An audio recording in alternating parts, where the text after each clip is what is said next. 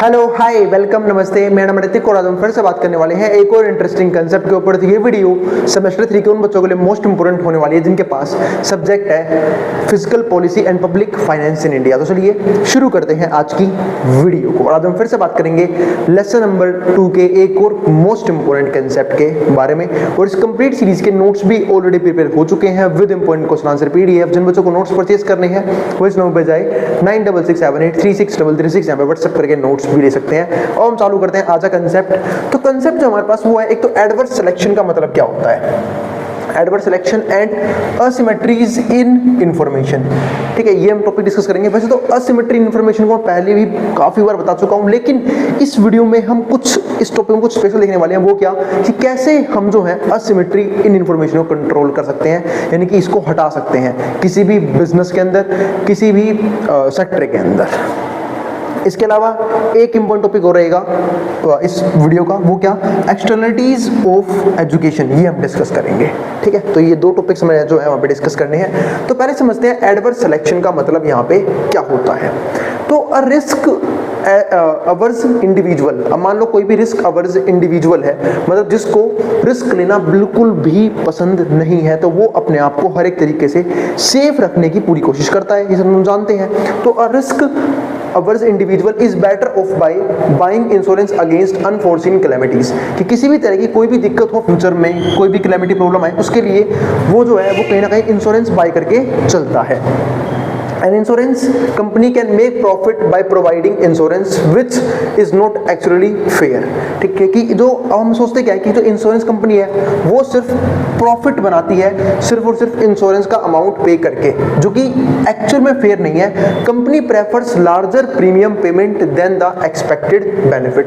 Company एक चीज का और यहाँ पे ध्यान रखती है कि कम से कम उन्हें क्या करना पड़े, वो प्रीमियम पेमेंट जो है ना वो अपना ज्यादा रखती है एक्सपेक्टेड बेनिफिट से, यानी कि बेनिफिट कम का प्रोवाइड करेगी, प्रीमियम ज्यादा रखवाती है कि अगर फ्यूचर में कंपनी के साथ किसी तरह की दिक्कतें आई तो कंपनी उन दिक्कतों को रिजोल्व कर सकती है। क्योंकि इन्हें पता है कि कई बार हो सकता है कि फ्यूचर में मार्केट में कॉन्ट्रैक्शन आने की वजह से, है ना, हमें जो है वो प्रीमियम का रेट कम करना पड़ेगा, क्योंकि अगर हमें अपनी कंपनी को सर्वाइव करवाना है तो इसलिए प्रीमियम को पहले ही जो है ना एक अच्छे अमाउंट पर सेट करती है, ताकि अगर फ्यूचर में प्रीमियम के रेट में कट भी करना पड़े तो उन्हें ज्यादा दिक्कत ना आए प्रॉफिट मेकिंग में। इसके अलावा एक और जरिया होता है प्रॉफिट कमाने का, जब इतना सारा पैसा इकट्ठा होता है, यानी कि जब एक लार्ज नंबर ऑफ पीपल्स अपना इंश्योरेंस करवा के चलते हैं, तो सिंपल सी बात है कि भाई अच्छा खासा लमसम अमाउंट क्रिएट होगा कंपनी के पास, तो वो उस पैसे को इन्वेस्ट भी करते हैं ताकि वहां से भी कुछ ना कुछ रिटर्न जनरेट कर सके। ये मेजर तरीके होते हैं एक इंश्योरेंस कंपनी के पैसा जनरेट करने के। अब बात ये भी आती है कि चलो ठीक है भैया, प्रीमियम का रेट हाई कर लिया, पैसे को इन्वेस्ट कर दिया, तो ये सब जो है ना कुछ मेजर तरीके होते हैं कंपनी के प्रॉफिट जनरेट करने के। अब आगे हम एक चीज और समझते हैं यहाँ पे, मेजर इंफॉर्मेशनल प्रॉब्लम। ठीक है, अ मेजर इंफॉर्मेशनल प्रॉब्लम, कि भाई इंफॉर्मेशनल प्रॉब्लम क्या आती है, with the provisions of insurance contract is that insurance company has less information than customer about the risk involve as the customer would have better knowledge about his actual health status. तो हम जिस चीज के पे बात कर रहे हैं वो कर रहे हैं हम असिमेट्रीज इंफॉर्मेशन। तो हम जानते हैं कि जब हम इंश्योरेंस सेक्टर की बात करते हैं, हेल्थ केयर सेक्टर की बात करते हैं, तो यहाँ पे प्रोड्यूसर के पास यानी कि सेलर के पास कम नॉलेज होती है लोगों की हेल्थ के बारे में, लोगों के रिस्क के बारे में कि किस लेवल का हेल्थ रिस्क है। लेकिन जो बायर्स हैं उन्हें प्रॉपर पता है, क्योंकि भाई सिंपल सी बात है, अगर मैं इंश्योरेंस परचेज कर रहा हूँ तो मुझे अपनी हेल्थ के बारे में पता है कि मेरी हेल्थ कैसी रहती है। ठीक है, मैं क्या क्या चीजें कंज्यूम करता हूँ जिसकी वजह से हेल्थ जो है वो खराब हो सकती है, और कैसे कैसे मैं अपनी हेल्थ को बता सकता हूं, वो सब मैं बेहतर जानता हूं एक सेलर से। ठीक है, तो यहां पे कहीं ना कहीं क्रिएट क्या होती है, असिमेट्रीज इन इंफॉर्मेशन। और इन्हीं रिस्क से बचने के लिए जनरली कंपनी अपना प्रीमियम अमाउंट एक अपने बेनिफिट अमाउंट से, यानी कि वो बेनिफिट अमाउंट प्रोवाइड करेगी उससे हायर रखती है, यानी क्लेम अमाउंट से हायर रखती है, ताकि फ्यूचर में उसे किसी तरह के रिस्क में ना फंसना पड़े, है ना। तो ये चीज होती है। अब मैं आप लोगों को यहाँ पे एक चीज और समझाना चाहूंगा, वो क्या, और ये सिर्फ इंश्योरेंस कंपनी नहीं करती, ऐसा जनरली हर सेलर करता है।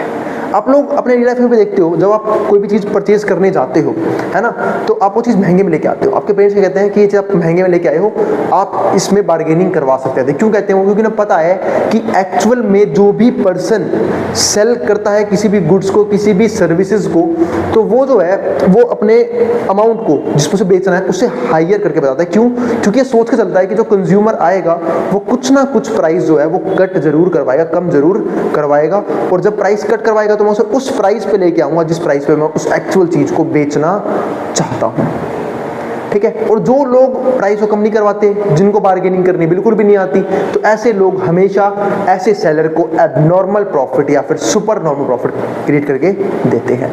तो वही चीज यहाँ पे है।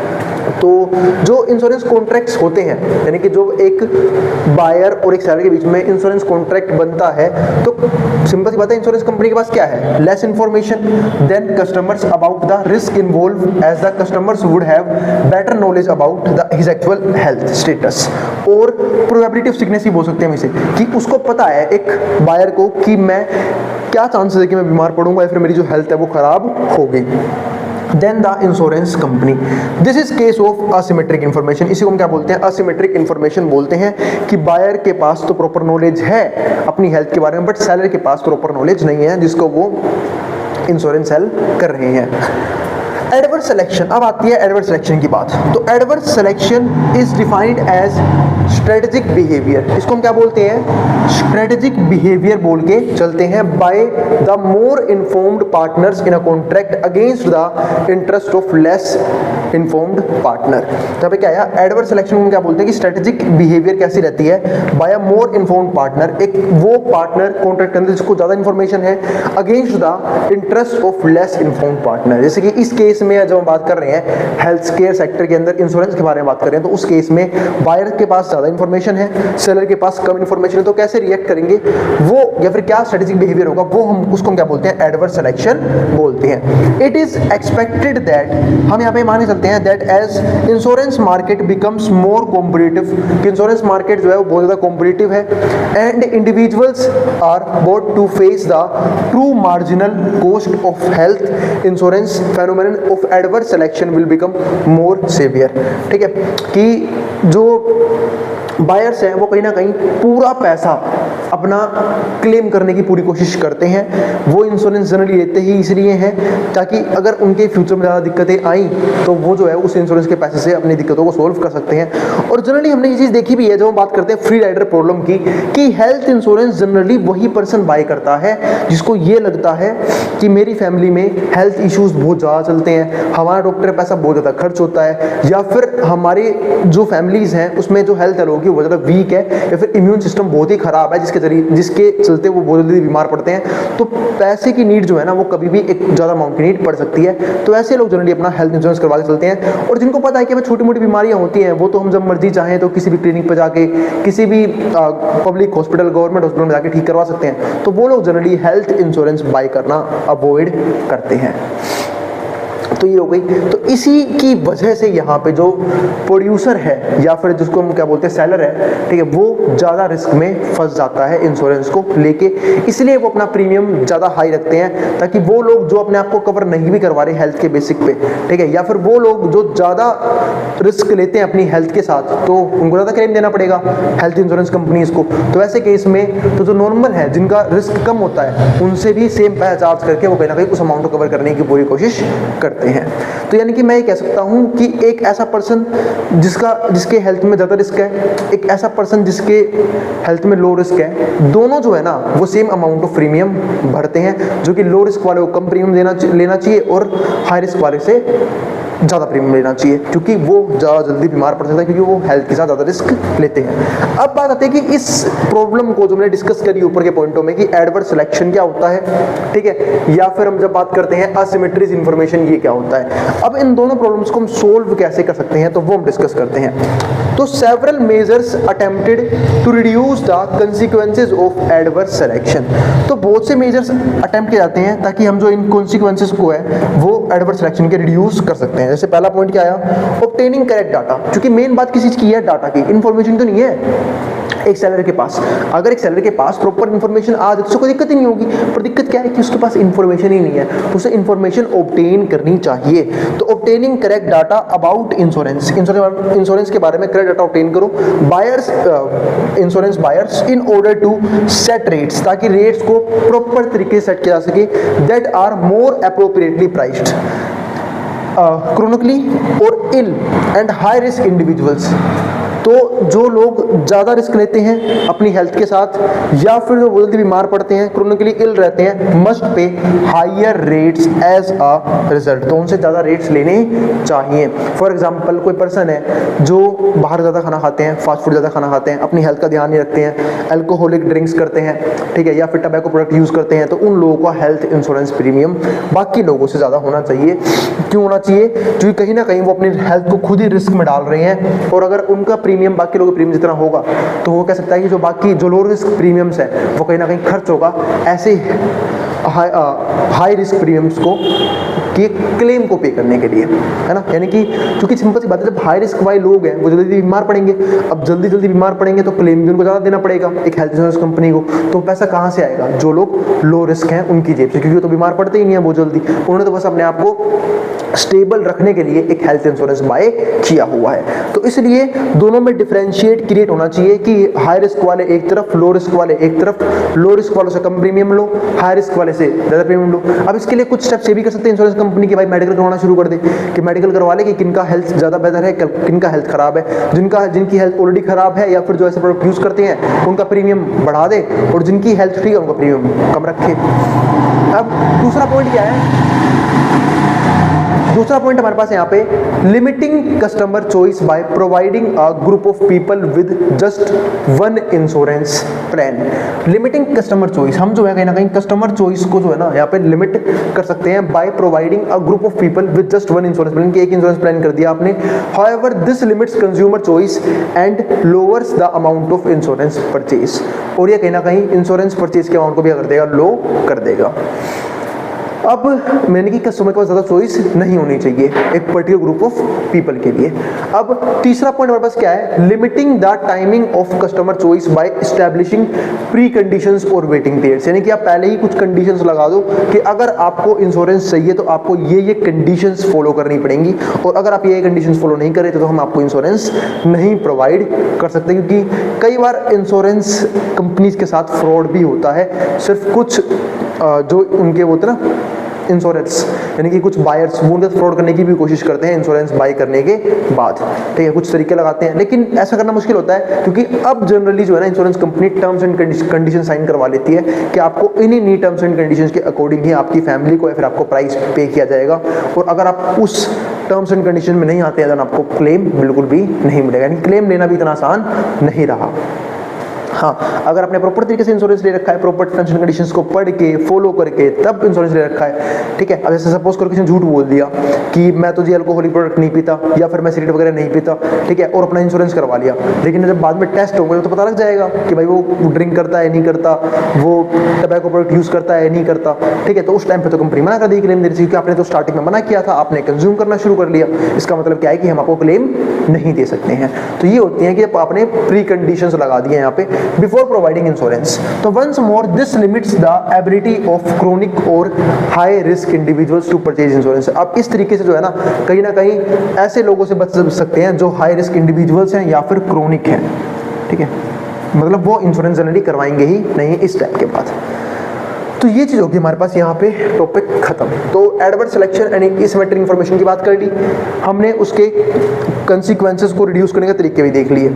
अब समझते हैं अगला पॉइंट, वो क्या है? एक्सटर्नलिटीज ऑफ एजुकेशन की, एजुकेशन की फील्ड में एक्सटर्नलिटीज किस प्रकार से काम करती हैं, तो ये डिस्कस करना चालू करते हैं।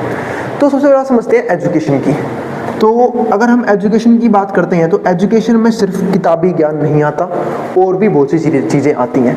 एजुकेशन के अंदर क्या आती हैं? एक तो पहले बात हम दो तरीके की स्टडी की बात करते हैं, एक होता है हमारे पास यहाँ पे एक्सपेरिमेंटल या फिर वोकेशनल स्टडीज़, ठीक है, वोकेशनल एजुकेशन। दूसरा हम बात करते हैं कि एजुकेशन के भी कुछ स्टेप होते हैं, प्राइमरी, फिर सेकेंडरी जो मैंने यहाँ पर लिखा हुआ है, फिर टर्शरी, हायर, ठीक है। इस तरीके से कहीं ना कहीं यानी कि कुछ लोग जो है हायर स्टडीज़ की तरफ भी जाते हैं, ठीक है। तो ये कुछ हो गए स्टडी एजुकेशन के स्टेप्स। इसके अलावा एजुकेशन के अंदर कुछ स्किल्स भी आती हैं जो एक पर्सन को सिखाई जानी चाहिए ताकि वो अपने फ्यूचर में, ठीक है, उसे ऐसा ना बोले कि उसने सिर्फ पढ़ाई तो कर ली, उसका किताबी ज्ञान तो, पर उसका कोई स्किल नहीं है जिसकी वजह से हम उसे जॉब प्रोवाइड नहीं कर सकते। मतलब क्रिएटिव माइंड होना बहुत जरूरी है एजुकेशन गेन करने के साथ साथ। अब बात आती है कि भैया हम तो बात कर रहे हैं एक्सटर्नलिटीज ऑफ एजुकेशन की, एजुकेशन के अलावा और कौन से फैक्टर हैं जो एजुकेशन को अफेक्ट करते हैं, या फिर एजुकेशन की वजह से कौन कौन चीज़ें अफेक्ट होती हैं। तो हम सब जानते हैं। अब हम रह रहे हैं इंफॉर्मेशन एरा में, है ना, जहाँ पे एजुकेशन मोस्ट इंपॉर्टेंट चीज़ बन चुकी है। जिनके पास एजुकेशन है उनकी डिमांड रहेगी, जिनके पास एजुकेशन नहीं है या तो वो कोई लेबर वर्क करेंगे, ठीक है, या फिर उन्हें कोई पर्टिकुलर स्किल सीखनी पड़ेगी। और स्किल सीखना भी एजुकेशन के अंदर ही आता है, क्योंकि एजुकेशन का मतलब ही क्या होता है, सीखना। और जब हम किसी स्किल की बात करते हैं वो भी सीखी जा रही है, तो सिंपल सी बात है वो भी एजुकेशन का पार्ट ही बन जाती है। तो या तो पढ़ो ताकि आप प्रोफेशनल जॉब ले सको, या फिर आपका कोई स्किल हो जिसके बेस पे आप काम कर सको। वरना जिनके पास किसी भी तरह की एजुकेशन नहीं है तो वो कहीं ना कहीं आने वाले टाइम में ह्यूमन वर्क फोर्स का हिस्सा बिल्कुल भी नहीं बन सकते, क्योंकि अब जमाना चेंज हो रहा है। टेक्नोलॉजीज की नॉलेज सबको चाहिए, ठीक है, एआई की नॉलेज सबको चाहिए, कंप्यूटर की नॉलेज सबके पास होनी चाहिए, तब जाके उन्हें क्या मिलेंगी, जॉब्स मिलेंगी, वरना उन्हें जॉब्स नहीं मिलेंगी। अब ये चीज समझते हैं एज अ हाइब्रिड और क्वेसी पब्लिक गुड। अब एक हाइब्रिड और क्वेसी पब्लिक गुड होने की वजह से education combines elements of both public and private goods. तो एजुकेशन जो है वो पब्लिक गुड भी है और प्राइवेट गुड भी है। क्यों? क्योंकि दोनों यहाँ पर मिलकर काम कर रहे हैं। आपने सुना होगा बहुत सी गवर्नमेंट स्कूल्स भी हैं तो बहुत से प्राइवेट स्कूल्स भी हैं, ठीक है। वैसे अगर देखा जाए तो पढ़ाई में दोनों में कुछ खास डिफरेंस नहीं है। मैं सिर्फ एक चीज डिफरेंस मानता हूँ, गवर्नमेंट स्कूल्स में प्राइवेट स्कूल्स में। वो डिफरेंस किस चीज का है? सिर्फ और सिर्फ डिसिप्लिन का, कि प्राइवेट स्कूल के बच्चे आपको ज़्यादा डिसिप्लिन नजर आएंगे, ज़्यादा सिंसियर नजर आएंगे, और कुछ केस में तो वो भी नजर नहीं आते। और जो गवर्नमेंट स्कूल्स है वहाँ पे आपको बच्चे उड़दंग करते हुए नजर आएंगे, ठीक है, तोड़ते फोड़ते हुए नजर आएंगे। तो ये चीज़ें हैं थोड़ी सी।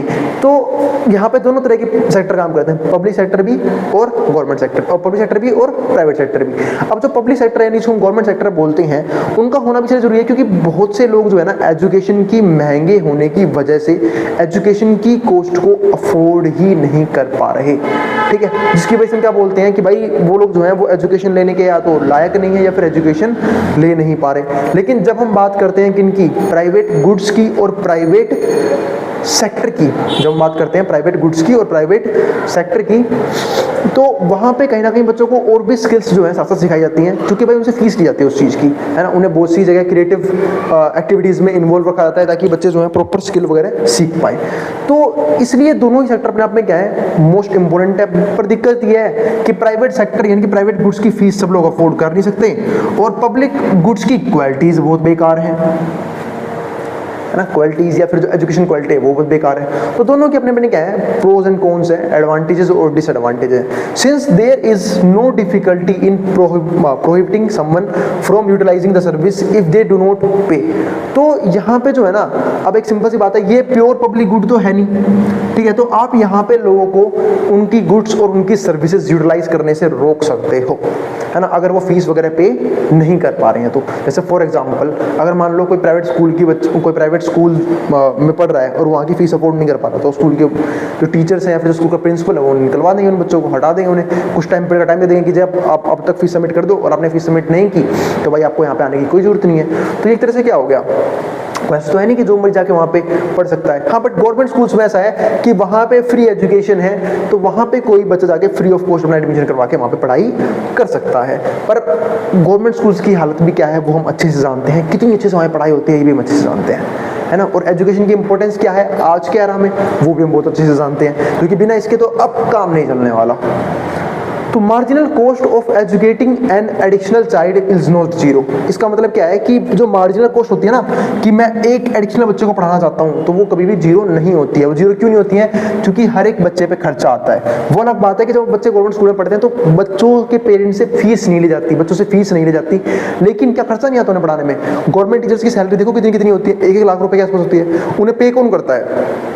गवर्नमेंट पे करती है। तो कहीं ना कहीं उन्हें पढ़ाने के लिए गवर्नमेंट खर्चा करती है, ताकि ऐसे लोग जिनके पेरेंट्स उन्हें नहीं पढ़ा रहे उनके बच्चे भी पढ़ पाएं। But there are lot of beneficial externalities, लेकिन बहुत जो है ना बेनिफिशियल एक्सटर्नलिटीज है connected to schooling. This indicates that advantages of education, की एडवांटेजेस क्या है एजुकेशन की, beyond individual student to entire society, पूरी सोसाइटी के लिए। क्योंकि सब लोग क्या सोचते हैं, सोसाइटी के अंदर ज़्यादातर जो है बच्चे पढ़े लिखे होने चाहिए, क्योंकि पढ़े लिखे होंगे तो उनमें मॉरल वैल्यूज़ ज़्यादा होंगी, मॉरल वैल्यूज़ होनी चाहिए, यानी कि इसको क्या बोलते हैं, संस्कार होने बहुत ज़रूरी हैं। संस्कार होंगे, पढ़े लिखों की तरह बिहेव करेंगे, ठीक है, किसी भी गलत तरीके में इन्वॉल्व नहीं होंगे। और सबसे इंपॉर्टेंट चीज जो लोग पूछते हैं कि पढ़ाई का फायदा क्या है, पढ़ने का बेनिफिट क्या है, भाई प्रॉब्लम सॉल्विंग माइंड बन जाता है हमारा। जब हम मैथ्स के अलग अलग क्वेश्चंस को करते हैं, ठीक है, साइंस के अलग टॉपिक्स को रीड करते हैं, तब हमारा जो माइंड है वो क्रिएटिव होना शुरू होता है, हम जो है प्रॉब्लम सॉल्वर बन जाते हैं। दूसरी बात, हम एक चीज़ और इम्पोर्टेंट, मैं एक और चीज़ इम्पोर्टेंट मानता हूँ पढ़ाई का जो एक और बेनिफिट है वो क्या, आप बुरी चीज़ों से बच के रहते हो, क्योंकि हम सब जानते हैं हमारा माइंड जो है ना वो खाली नहीं रह सकता। इसलिए कई बार हम लोग ये डायलॉग यूज़ भी करते हैं, खाली दिमाग शैतान का घर। बिल्कुल सही बात है ये, क्योंकि हमारे दिमाग में क्या होता है कि हम बिजी हैं तो हमारा ध्यान जो है उस पर्टिकुलर उस काम पे रहेगा। फॉर एग्जांपल, अगर मैं अभी वीडियो शूट कर रहा हूँ तो मेरा पूरा फोकस वीडियो बनाने पे है। अगर मैं वीडियो ना बनाऊँ तो हो सकता है मेरा मन फोन चलाने का करे, या मेरा मन टेलीविजन देखने का करे, या फिर मेरा मन घूमने का करे, ठीक है, दोस्तों के साथ। तो हम कुछ ना कुछ ऐसे काम में इंडल्ज हो जाते हैं जो काम ना तो हमारे लिए अच्छा है ना ही हमारे फ्यूचर के लिए अच्छा है। हाँ, थोड़ा बहुत करना बहुत जरूरी है, वो होता है, उसको हम बोलते हैं एंटरटेनमेंट पर्पस के लिए यूज करना उस चीज को।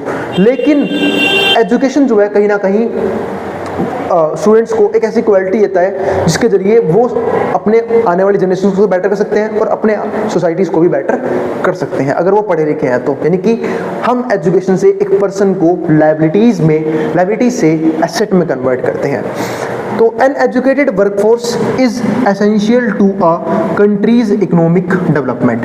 कंट्री की इकोनॉमिक डेवलपमेंट होने के लिए एसेंशियल है कि एजुकेटेड वर्कफोर्स हो, क्योंकि लेबर फोर्स क्या ही इतना जनरेट कर लेंगे, ठीक है, तो वो सब एक दिक्कत ही रहेंगी। Since it makes easier for people to adopt new technology. और यही नहीं, जब माइंड क्रिएटिव होगा, लर्निंग माइंड से डेवलप होगा, तो लोग जो है नई टेक्नोलॉजी को जल्दी से जल्दी अडॉप्ट कर पाएंगे एंड प्रोड्यूसेस मोर लेबर, जिसकी वजह से कहीं ना कहीं इकोनॉमी के लिए और अच्छा है और लोग जो है वो कहीं ना कहीं और ज़्यादा आउटपुट जनरेट कर सकते हैं इस चीज़ को यूज़ करते हुए। इसके बाद जो अगला पॉइंट हमारे पास आता है वो आता है observe gaps between private and social advantages of education. कई बार हम जो है वो कुछ गैप्स भी देखते हैं सोशल एडवांटेजेस और प्राइवेट एडवांटेजेस के बीच में of education when eight 3 levels of education. हम 3 लेवल्स एजुकेशन की बात करते हैं, चाहे वो हमारा प्राइमरी हो, चाहे वो हमारा सेकेंडरी हो। वैसे तो अब राइट टू एजुकेशन हमारे उसमें भी है फंडामेंटल राइट्स में, कि जहाँ पे हम ये बोलते हैं कि 14 ईयर्स तक एलिमेंट्री एजुकेशन कंपलसरी है ना, यानी कि 14 साल तक के बच्चों को ना तो आप लेबर में इन्वॉल्व कर सकते हो, ना ही आप उनसे कोई काम करवा सकते हो। लेकिन दिक्कत क्या है, कुछ राइट्स, कुछ चीज़ें सिर्फ और सिर्फ बुक्स में ही लिखी रह जाती हैं। आप अपने आसपास देखें ना, ऐसे बहुत से बच्चे होंगे, ठीक है, जो इस उम्र से छोटे हैं लेकिन उन्हें पढ़ने का मौका नहीं दिया जा रहा, ठीक है। गवर्नमेंट स्कूल्स के होने के बावजूद भी वो किसी न किसी वर्क फोर्स में ही क्या है लगे हुए हैं। अब अपने परिवार की आर्थिक स्थिति की वजह से या फिर किसी भी रीज़न की वजह से, किसी मजबूरी की वजह से वो बचपन से ही अलग कामों में इंडल्ज हैं।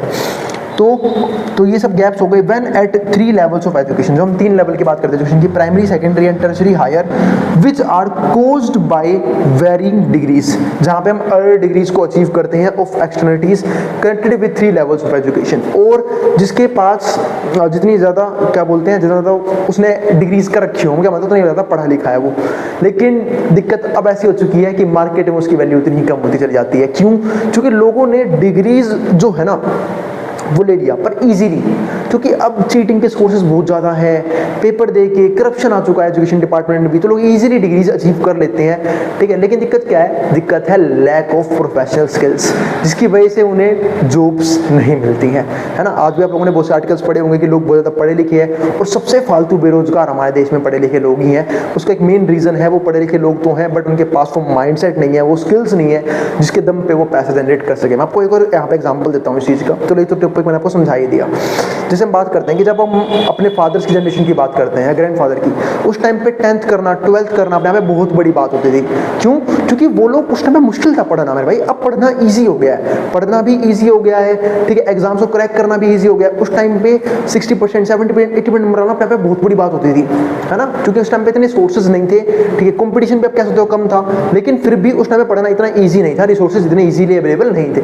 अब जितने ईजिली अवेलेबल है रिसोर्सेज, जितने इसी तरीके से बच्चे पढ़ लिख पा रहे हैं, लेकिन दिक्कत क्या है? उतनी ही लैक ऑफ स्किल्स है लोगों के बीच में, जिनकी वजह से उन्हें डिग्रीज तो मिल जाती हैं बट जॉब्स फिर भी नहीं मिलती, है ना। अब आप ही चाहे कॉलेज में पढ़ रहे हो, ठीक है, कॉलेज के एग्जाम क्रैक करने में कितना टाइम लगता है? अब बच्चे में से कई बार पूछते हैं, वैसे मैं इस टॉपिक पर वीडियो बनाऊंगा अभी, कितना टाइम सफिशिएंट है एक कॉलेज की स्टडी को कंप्लीट करने में। मेरे हिसाब से लास्ट का 1 मंथ जिसमें आप पढ़ाई करते हो कॉलेज के लिए, उतना बहुत होता है कॉलेज के लिए।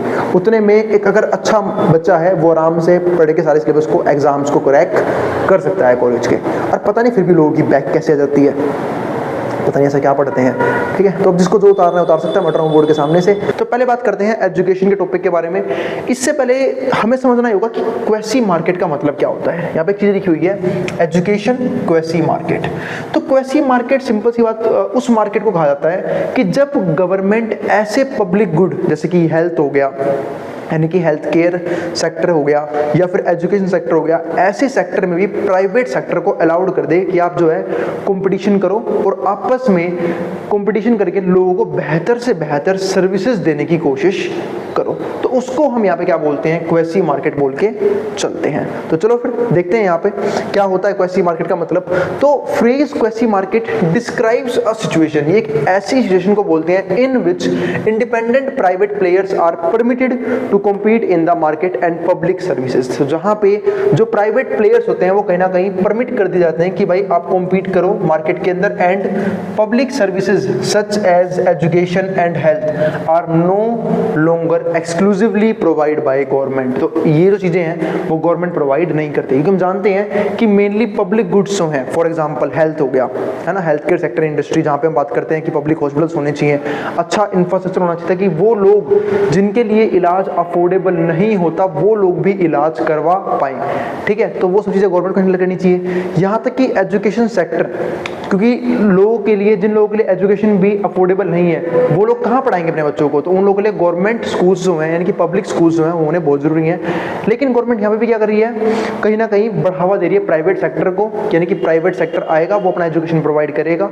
तो कहीं ना कहीं गवर्नमेंट बच रही है उन सेक्टर से जहाँ पे गवर्नमेंट को काम करना चाहिए, खुद काम करना चाहिए, क्योंकि वहाँ पे डायरेक्टली लोगों का वेलफेयर जुड़ा हुआ है, ठीक है। ऐसे सेक्टर को भी गवर्नमेंट प्राइवेटाइज कर रही है। आज ही आप देखो बहुत से गवर्नमेंट स्कूल्स जो है वो बंद किए जा रहे हैं, ठीक है। प्राइवेट स्कूल्स लगातार बढ़ते जा रहे हैं। लोग जो है प्राइवेट स्कूल्स में एजुकेशन प्रोवाइड करना ज़्यादा पसंद करते हैं, या फिर करवाना ज़्यादा पसंद करते हैं as compare to government schools, क्योंकि गवर्नमेंट स्कूल्स की हालत इतनी अच्छी नहीं है ना। वहाँ पे बहुत सारी दिक्कतें होती हैं, जैसे फॉर एग्जाम्पल फैसिलिटीज़ प्रॉपर नहीं है, पढ़ाया अच्छे से नहीं जाता, बहुत सी दिक्कतें आती हैं, जो कि मेरा मानना ये है कि government teacher as compare to private teacher ज़्यादा क्वालिफाइड होते हैं। अगर देखें तो वैसे तो टीचर होता है, लेकिन फिर भी चूंकि उसने गवर्नमेंट एग्जाम क्रैक किया, जो कि इतना ईजी नहीं होता, हम सबको पता है कि कॉम्पिटिटिव एग्जाम्स में, ठीक है, गवर्नमेंट एग्जाम क्रैक करना इतनी ईजी नहीं होता। उसके पास लर्निंग स्किल्स ज़्यादा होंगी, ज़्यादा अच्छे से पढ़ा सकते हैं वो। लेकिन दिक्कत क्या है कि पुअर फैसिलिटीज़ की वजह से, पुअर इंफ्रास्ट्रक्चर की वजह से गवर्नमेंट स्कूल्स में पढ़ाई नहीं होती है। इसलिए ज़्यादातर लोग जो हैं वो अपने बच्चे को प्राइवेट स्कूल्स में पढ़ाना शुरू करते हैं, तो प्राइवेट स्कूल्स में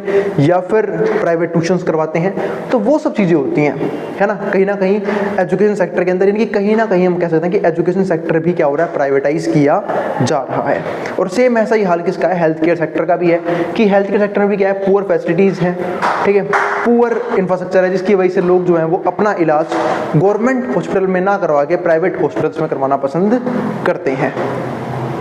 तो ये कुछ दिक्कतें हैं और इन्हीं को यहाँ पे क्या बोलते हैं, क्वेसी मार्केट बोल के चलते हैं। अब आगे समझते हैं। Quasi markets are institutional setups intended to extend the concept of market and competition to the provision of services।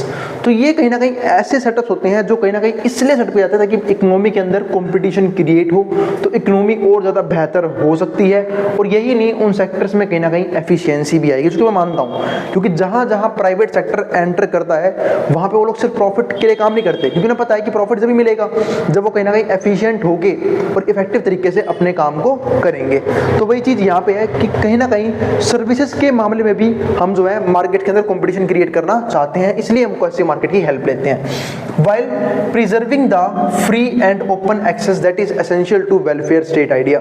लेकिन चीज़ें ये भी तो है कि कहीं ना कहीं लोगों का वेलफेयर भी जरूरी है। और अगर प्राइवेट सेक्टर एजुकेशन जैसी इंपॉर्टेंट सेक्टर में एंटर करता है, तो ये कर रहा है और कर चुका है, या फिर जब हम बात करते हैं हेल्थ केयर सेक्टर में एंटर करता है, तो ऐसे केसेस में लोगों का वेलफेयर जो है वो नहीं हो पाएगा, क्योंकि बहुत से लोगों के लिए चीज़ें तब भी अनअफोर्डेबल रहेंगी, चाहे वो हेल्थ के लेवल पे हो, चाहे वो एजुकेशन के लेवल पे हो। तो कहीं ना कहीं वेलफेयर का नुकसान जो है वो होगा। अब आगे समझते हैं। Goal of competitive bidding is to reduce cost while increasing productivity. अब जो गोल है कॉम्पिटिटिव बिडिंग की, उसका मतलब क्या होता है कि तो कॉस्ट कम से कम आए, कॉस्ट रिड्यूस हो, क्योंकि कॉस्ट कब रिड्यूस होती है? कंपटीशन में। आजकल आप देखो ना कि जो चीजें पहले लोगों के लिए अनअफोर्डेबल होती थी वो अफोर्डेबल हो रही है। क्यों अफोर्डेबल? क्योंकि कंपटीशन तो फालतू है, प्रोड्यूसर्स के बीच में कंपटीशन कम नहीं है, वो लोग भी आपस में लड़ रहे हैं, वो लोग भी कोशिश कर रहे हैं कि बेस्ट से बेस्ट फीचर, बेस्ट से बेस्ट क्वालिटी कम से कम प्राइस में मिले लोगों को। और उसका बेनिफिट किसको मिल रहा है? कंज्यूमर्स को, क्योंकि कंज्यूमर को बेस्ट से बेस्ट फैसिलिटीज, बेस्ट से बेस्ट फीचर कम से कम प्राइस में अवेलेबल करवाए जा रहे हैं, क्योंकि लड़ कौन रहे हैं? प्रोड्यूसर्स। उसका बेनिफिट किसको है? कंज्यूमर्स को।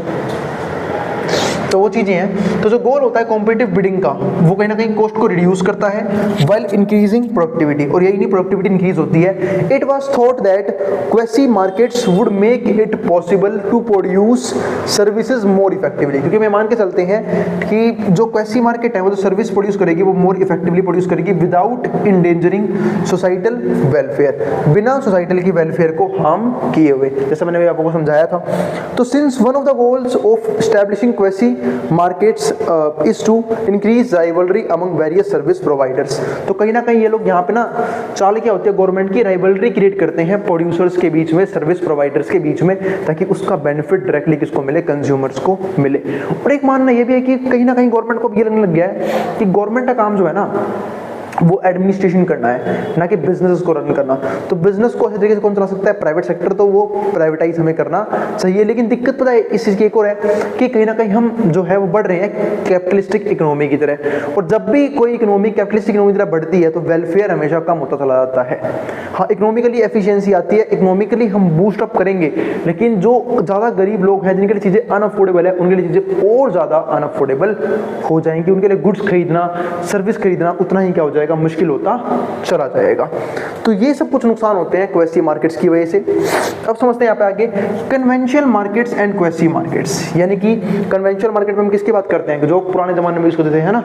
और दूसरा क्वेसी मार्केट्स में क्या डिफरेंसेस हैं? Because there is no government, अगर मान लो कोई भी government, no government monopoly on provision of services, service के केस में गवर्नमेंट जो है किसी भी तरह का हस्तक्षेप, क्या बोलते हैं उसे, इंटरफेयर नहीं कर रही, ठीक है। अच्छा, हिंदी में क्या बोलते हैं इसे? हस्तक्षेप, हाँ, जो भी बोलते हैं ऐसा ही कुछ वर्ड होता है, काफ़ी मुश्किल वर्ड है वैसे। हाँ, आगे समझते हैं।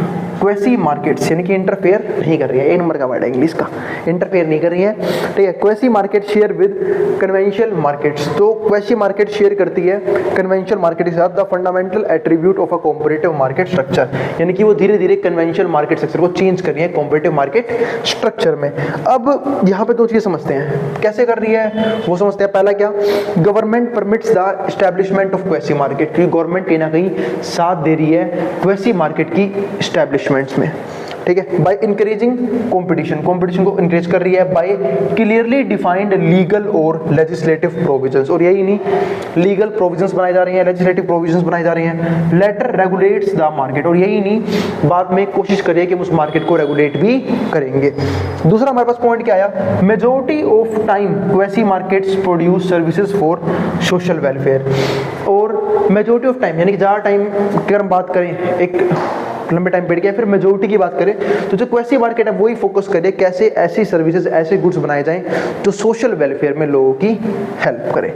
तो ये 2 पॉइंट आए। तीसरा हमारे पास पॉइंट क्या है? टिपिकल सब्सक्राइबर, सब्सक्राइबर कौन होता है? जो उस सर्विस का फायदा उठाता है ना। जैसे हम लोग भी बहुत सारे ऐप्स के सब्सक्रिप्शन लेते हैं, पढ़ाई वाले छोड़ के, है ना। फॉर एग्जाम्पल नेटफ्लिक्स हो गया, हॉटस्टार हो गया, है ना, इन सब चीजों के।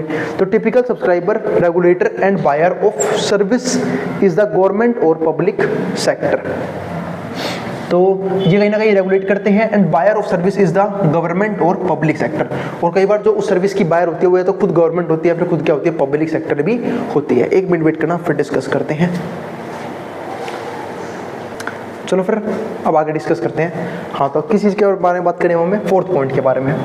4th पॉइंट क्या है? Normally payment for services is made between the buyer and supplier, जो पेमेंट है वो सर्विसेज किसके बीच में होती है? बायर और सप्लायर के बीच में, rather than user at time of consumption, ठीक है। कंजप्शन के टाइम पे आप ये कह सकते हो, या फिर उससे पहले भी कई बार प्रीपेड सर्विस भी हम ले लेते हैं, पोस्टपेड भी ले लेते हैं, जिसका बिल आता है बाद में। तो सर्विसेज के अपने अपने तरीके होते हैं, ठीक है। तो ये हमारे कुछ पॉइंट आए क्वेसी मार्केट के बारे में। अब क्वेसी मार्केट की सक्सेस किन किन चीज़ों पे डिपेंड करती है वो समझ लेते हैं। तो क्वेसी मार्केट सक्सेस रिक्वायरमेंट, पहला क्या आया, अ कॉम्पिटिटिव मार्केट एनवायरनमेंट। एक कैसा एनवायरनमेंट है, एक कॉम्पिटिटिव मार्केट एनवायरनमेंट होना चाहिए। मतलब एक ऐसा एनवायरनमेंट जहां पे बहुत से सर्विस प्रोवाइडर हैं जो आपस में लड़ रहे हैं, क्योंकि जब वो आपस में लड़ेंगे तो कहीं ना कहीं बेटर फीचर्स कम से कम रेट पे देने की कोशिश करेंगे, जिसका बेनिफिट किसको मिलेगा, नॉर्मल पीपल्स को। दूसरा क्या होगा, providing users with sufficient information to enable them to make informed decision, यानी कि यूजर को एक प्रॉपर इंफॉर्मेशन दिया जाना भी काफी इंपॉर्टेंट है, ताकि वो एक इन्फॉर्म्ड डिसीजन या फिर एक अच्छा डिसीजन ले पाए उस गुड्स को और सर्विस को यूज करने के ऊपर।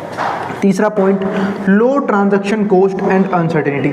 ट्रांजैक्शन कॉस्ट क्या होनी चाहिए, बहुत ज़्यादा कम होनी चाहिए, और अनसर्टेनिटी भी बिल्कुल भी, मतलब ये भी कम होनी चाहिए, लो अनसर्टेनिटी। फोर्थ क्या है, financial considerations provide the service provider with motivation. तो जो फाइनेंशियल कंसिडरेशन है, प्रोवाइड द सर्विस प्रोवाइडर, ठीक है, जो हम सर्विस प्रोवाइडर को प्रोवाइड करेंगे विद मोटिवेशन, यानी कि कहीं ना कहीं हम सर्विस इस तरीके से लेते हैं या फिर इस पर्पस से लेते हैं कि हमें जो सेटिस्फेक्शन हो मैक्सिमम मिले, और जब सर्विसेज जो है हमें इस रेट से मिलेंगी कि वो हमें फुल्ली सेटिस्फाई कर पा रही है या फिर मैक्सिमम सेटिस्फेक्शन प्रोवाइड कर पा रही है, तो हम जो है वो पेमेंट आराम से खुश होकर कर पाएंगे। इसलिए हम क्या बोलते हैं कि जनरली बिजनेसेस जो हैं वही टिक पाते हैं जो कोशिश करते हैं कि हम वैल्यू ज़्यादा की क्रिएट करेंगे और पैसा कम रखेंगे, क्योंकि ऐसे केसेस में ना चांसेस बढ़ जाते हैं उस बिजनेस के सक्सेसफुल होने के। फिफ्थ पॉइंट क्या आता है, lack of selection, avoidance and cream skimming, equality problem. तो लैक ऑफ सिलेक्शन, ठीक है, यानी कि लैक ऑफ सिलेक्शन हो गया, avoidance of cream skimming, equality problem. इसका मतलब कई बार जो है ना इक्वालिटी प्रॉब्लम जो है हमें यहाँ पे देखने को मिलती है, क्योंकि यहाँ पे सिलेक्शन का जो ना लैक है, यानी कि कुछ कंपनीज हो सकती हैं सर्विस सेक्टर में अपना नाम बना के बैठी हो, तो ऐसे केसेस में सिलेक्शन करना किसी अच्छी कंपनी का बहुत मुश्किल हो जाता है, या फिर ऐसा भी होता है कि बहुत सी सर्विस प्रोवाइडर है जो अच्छी क्वालिटी सर्विस प्रोवाइड करिए, तो लोग जो हैं वो इनडिफरेंट हो जाते हैं। इनडिफरेंट यानी कि वो कंफ्यूज हो जाते हैं कि उन्हें किस सर्विस प्रोवाइडर से सर्विस लेनी चाहिए। तो ये सब चीज़ें हैं सक्सेस रिक्वायरमेंट के लिए। अगला तो हमारे पास पॉइंट क्या आता है हमारे पास यहाँ पे, failure of quasi markets, producer and consumer sovereignty. अब ये समझते हैं, कंज्यूमर सोवरेनिटी का मतलब यहाँ पे क्या है, includes the freedom to choose service, यानी कि उनके ऊपर कोई भी दबाव नहीं है एक सर्विस चूज करने को लेके। वो जिस भी कंपनी की, जिस भी सर्विस प्रोवाइडर की सर्विस यूज करना चाहते हैं उन्हें फ्रीडम मिलनी चाहिए। अ सर्विस और a product and access to information about cost and product quality. और यही नहीं, उनके पास प्रॉपर इंफॉर्मेशन होनी चाहिए कि उन्हें किस किस तरह की सर्विसेज जो है वो यहाँ पे मिलेंगी, और यही नहीं उसकी कॉस्ट क्या रहने वाली है और प्रोडक्ट की क्वालिटी भी किस तरह की रहने वाली है, कौन कौन से फीचर्स हैं वो सर्विस प्रोवाइडर उन्हें प्रोवाइड करेगा। अगला जो पॉइंट क्या आता है, प्रोड्यूसर सोवरेनिटी, वो क्या आता है, फ्रीडम ऑफ मार्केट एक्सेस, यानी कि मार्केट एक्सेस का फ्रीडम होना चाहिए कि मार्केट में किसी भी तरह की उनके साथ कोई दिक्कत ना हो, है ना, उनके पास इक्वल अपॉर्चुनिटी होनी चाहिए जितनी बाकी सर्विस प्रोवाइडर के पास है। अगला पॉइंट क्या आता है, freedom to choose a specific service और प्रोडक्ट, उनकी मर्जी है वो जो मर्जी सर्विस चाहे सेल करें, ठीक है, और जो मर्जी प्रोडक्ट सेल करे वो उनकी चॉइस होनी चाहिए। तीसरा, फ्लेक्सिबिलिटी टू सेट प्राइस, और यही नहीं वो अपने हिसाब से अपने सर्विस और अपने प्रोडक्ट की क्वालिटी को देख के प्राइस भी सेट कर सकते हैं, तो फ्लेक्सिबल होना चाहिए उनका प्राइस। ये तो होगी क्वेसी मार्केट की बात। अब आता है इस वीडियो का सेकंड फेज, जहां पे हम बात करेंगे कुछ और मोस्ट इंपोर्टेंट टॉपिक्स बारे में। लिखा ज़्यादा नहीं है पर समझना बहुत कुछ है, जैसे कि हम अब बात करने वाले हैं एजुकेशन क्वालिटी के बारे में। तो चलो स्टार्ट करते हैं एजुकेशन क्वालिटी के साथ। तो एजुकेशन क्वालिटी का सिंपल सा मतलब क्या होता है कि एजुकेशन जो है ना वो किस प्रकार की है।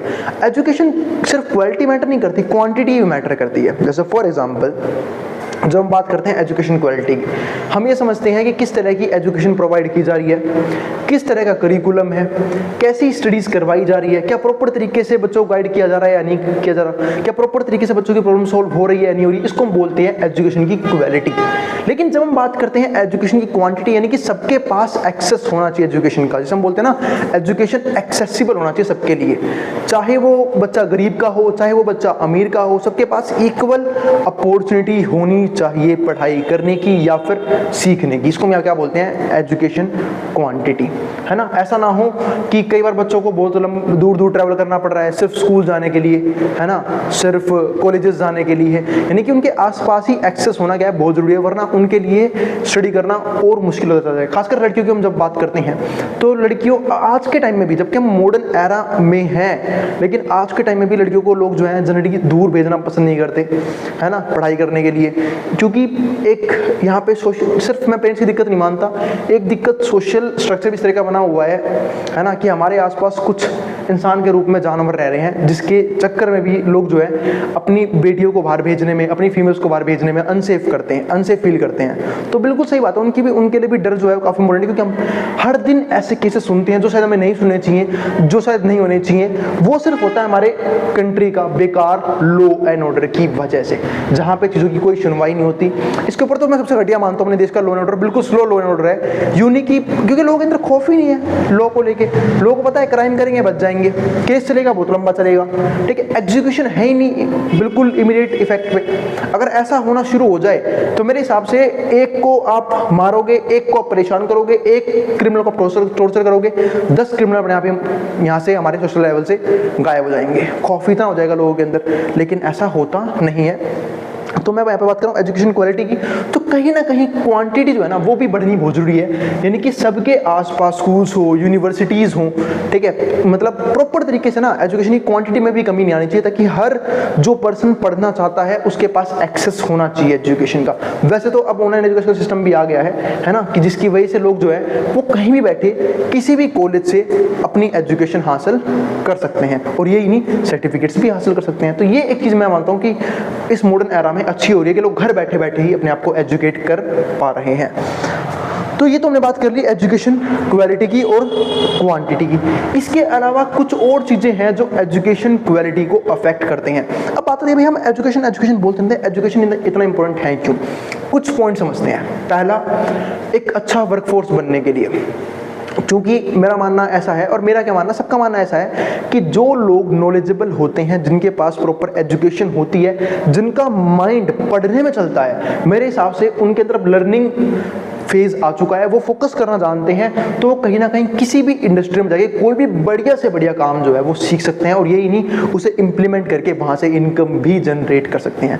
पहला फैक्टर तो ये आता है, यानी कि लोगों का माइंड ओपन हो जाता है चीज़ों के प्रति, सीखने के प्रति, तो लर्निंग, इसे क्या बोलते हैं, लर्निंग एबिलिटी आ जाती है लोगों के अंदर। तो ये हो गया एक फ़ायदा। ही तो दूसरा फ़ायदा ये होता है कहीं ना कहीं लोगों के अंदर मोरल वैल्यूज़ जनरेट हो जाती हैं, यानी कि पढ़े लिखे लोग क्रिमिनल्स कम बनते हैं, क्योंकि उनके अंदर थोड़ा सा ना एक होता है मोरल वैल्यूज़ आ गई, सोसाइटी के लिए कुछ अच्छा करने की भावना आ जाती है। तो ये सब चीज़ें जो है ना कहीं हेल्प करती हैं लोगों की ग्रोथ में। तो ये कुछ पॉइंट्स हो गए, ये सब बेनिफिट है एजुकेशन गेन करने के। इसके अलावा कुछ चीज़ें जो हैं वो हेल्प करती हैं एजुकेशन की क्वालिटी को इंक्रीज करने में, जैसे प्यूपिल्स। जब हम बात करते हैं प्यूपिल्स की, तो अब इस प्यूपिल्स में क्या आएंगे, वो सारे लोग कहीं ना कहीं जो नॉलेजेबल हैं, जो कहीं ना कहीं एजुकेशन लेना चाहते हैं, या फिर वो लोग भी जो एजुकेशन प्रोवाइड करना चाहते हैं, ठीक है, यानी कि इसमें टीचर्स भी आएंगे।